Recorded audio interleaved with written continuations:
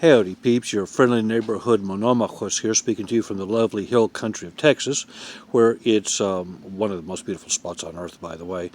Lovely Holy Archangel's Monastery. It's unseasonably cold early this year, and I blame that on global warming. So if you don't mind, I'm going to wear my hat because, as you can tell, I don't have a whole lot going on up here, so please forgive me. Anyway, today I want to talk about the blue wave. And I've come up with the title, The Blue Wave Meets the Red Tsunami. And there's going to be just a lot of things I'm talking about here. There's somewhat of a theme here. I want to begin this by reading a quote from Phil Bredesen, former governor of Tennessee, who was a fine governor and a moderate Democrat and would have been a very good senator for the people of Tennessee, but he lost. And Marsha Blackburn, Representative Marsha Blackburn, spanked him handily. Quote, "If I lose, I think it will be because the National Democrat brand is a problem in general for me, and it will be because I haven't been successful in making the case I'm different from that brand." He said this 2 days before the election, and it was on MSNBC. I can't remember what show, but obviously he was reading the tea leaves and looked like the blue wave was not going to happen. I want to go with who I think are the winners and the losers, and then we're going to go in deeper. Okay, the winners: the alternate media, Trump, populism, border security, national sovereignty, the rule of law, due process, among others. The losers: rhinos, cucks, squishes, the progressive left, believe it or not, even though they picked up the House, still the progressive left, and I'll explain why, and Barack Obama. So, on the one hand, Trump was a winner because he carried the Republicans over the finish line. On the other hand, Barack Obama was a loser because whenever he did speak, he looked like a tired old man. He was winded. Okay, I want to talk a little bit about some of the states in particular that there's been some problems with: Texas, Georgia, Florida, and Arizona.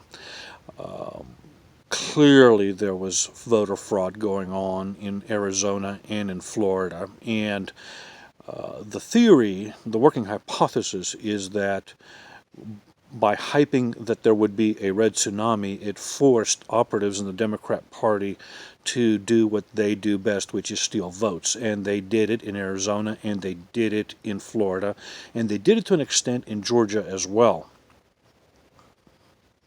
Now, from what I understand, Martha McSally, the Republican candidate for Senate in Arizona, has conceded, although the nature of her concession was rather suspicious.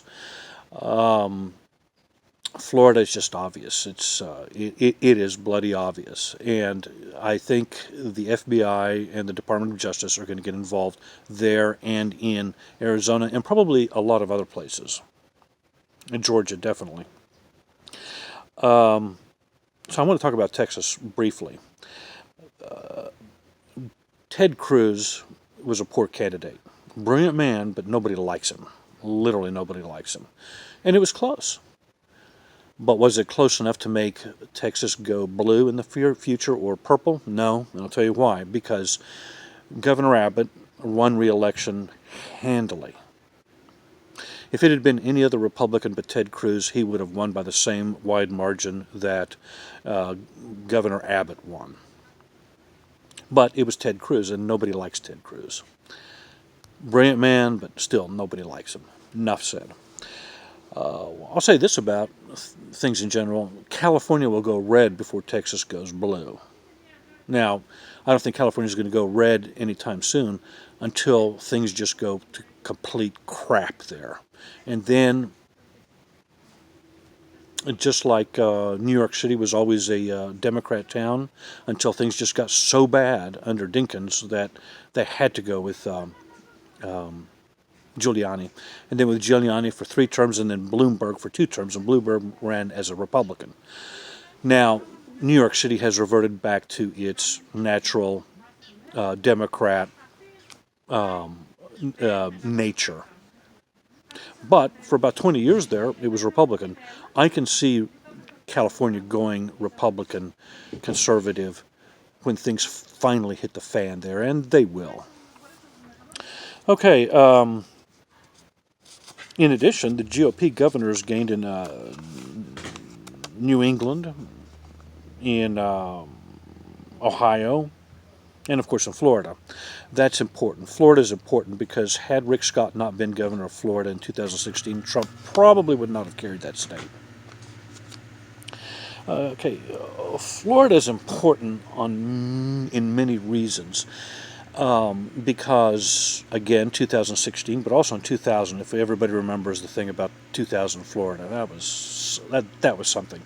What's interesting to me is that in a midterm election, the out party, the Democrats in this case, should have won handily everywhere and anywhere. And yet they didn't win in Florida, even with rampant cheating. And this bodes well for Florida for the future. Okay, so what happened? Why? I've narrowed it down to 4 things. First of all, the economy. The economy is great guns. Okay, it just is.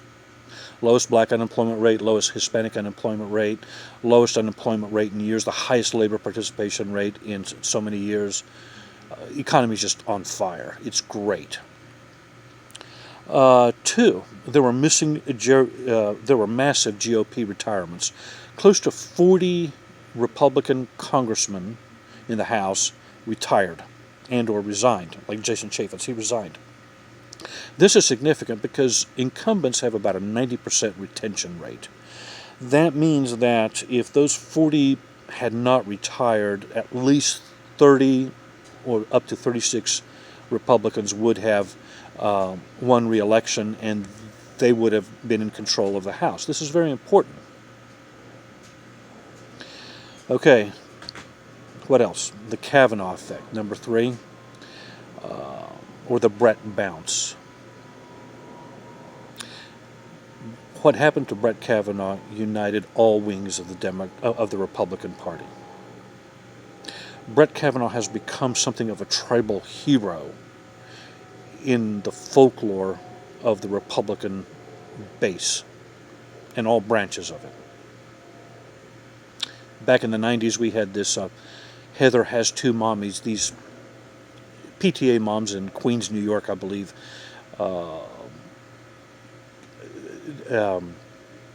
exposed this book, literally called Heather Has Two Mommies, which was being going to be put in the public schools, and it caused a furor, and it lit a fire under the traditionalists and conservatives.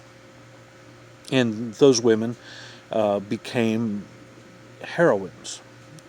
Kavanaugh, likewise, is a tribal hero to the Republican Party. He just is. What happened to him brought out white Republican women in the suburbs. Because here's the dirty little secret about white Republican women, white women in general. They're married to white men. What happened to Brett Kavanaugh was horrible. And it shook people to the core. It especially shook middle-class white women. Because if this decent, all-around Boy Scout, altar boy, judge,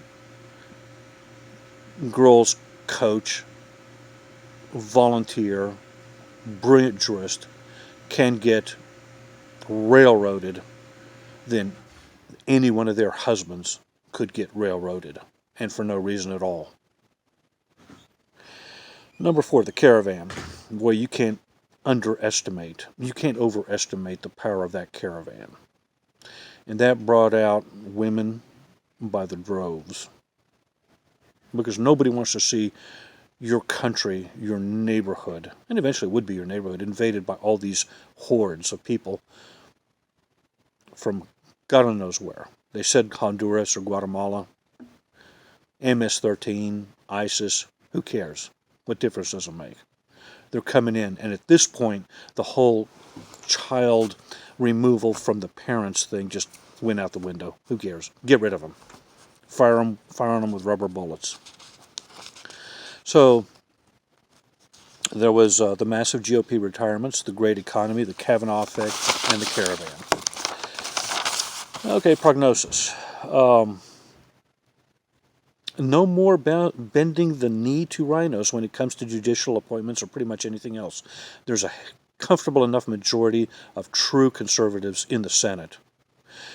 We had 52 and then 51 Senate majority, but when you had jokers like Corker and Snowflake and Murkowski, you really didn't have a majority, not a working majority. Well, now Mitch McConnell can go to Murkowski and say, look, this next judge that's coming up, Amy Coney Barrett, true pro-lifer. You don't want to vote for her? Fine. Bye. We don't need you. The day of the cuck is over. The Pelosi punching bag. Pelosi's going to be a punching bag. She is truly an idiot.